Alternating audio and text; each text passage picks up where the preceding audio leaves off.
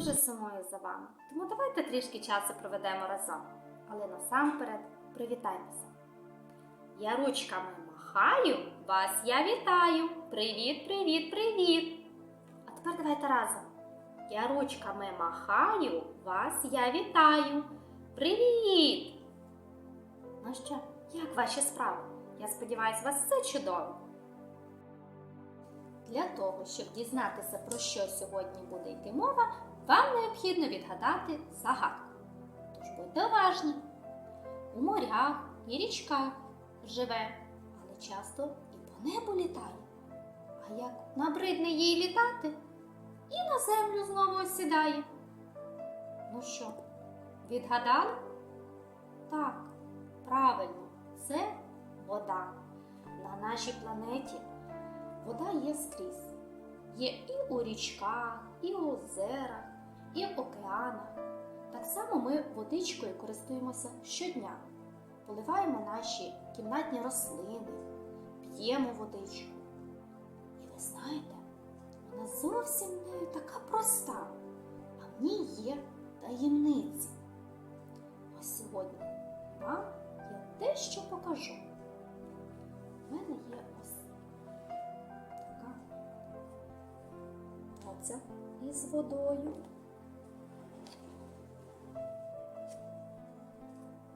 І ось звичайний малюночок.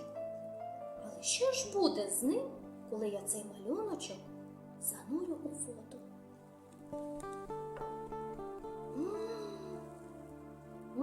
Що ж відбувається? Подивіться, яка вода чарівниця. Як вона може перетворити малюнок звичайний на такий розфарбований, чудовий? Цей дослід ви можете вдома провести теж. Для того вам необхідно буде взяти або звичайні паперові серветки, або рушничок. Якщо ви візьмете паперовий рушничок, вам його потрібно буде скласти у вигляді такої книжечки. Ще ми візьмемо ось звичайні фломастери. Можна використати маркер. На першу сторіночку чи серветки, чи рушничка ми наносимо звичайний малюночок. Ось отак. Ліночку ще малюємо. І дивимося, щоб наш малюнок перебився. На другій сторіночці малюємо відповідно далі травичку.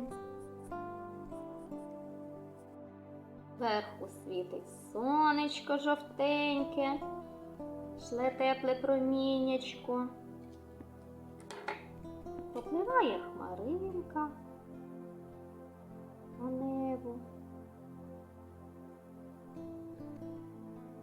І все це легенько зафарбовуємо і вкладаємо. Ось, що у нас вийшло. Тоді цю серветочку чи рушничок можна відправити до водички. А ось зараз я вам покажу ще одне перетворення. Для цього необхідно взяти папір, фломастери, маркери, а можливо і олівці, ножиці, простий олівець. На папері я намалювала ось такі квіточки. Далі вам потрібно їх вирізати та розмалювати. Я лише намалювала серединки. У мене квіточка яка? Так, ромашка. А можливо ви ще які забажаєте намалювати квіточки?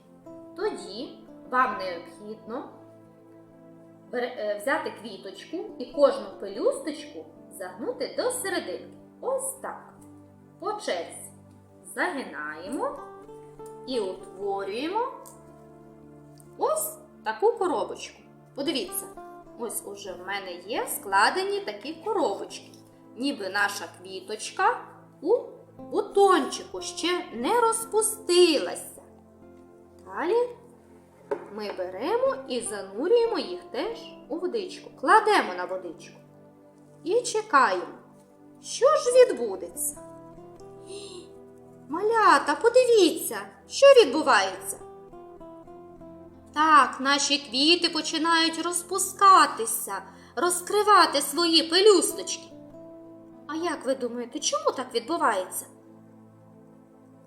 А це тому, що волокна паперу намокають, і під своєю вагою папір починає розкриватися.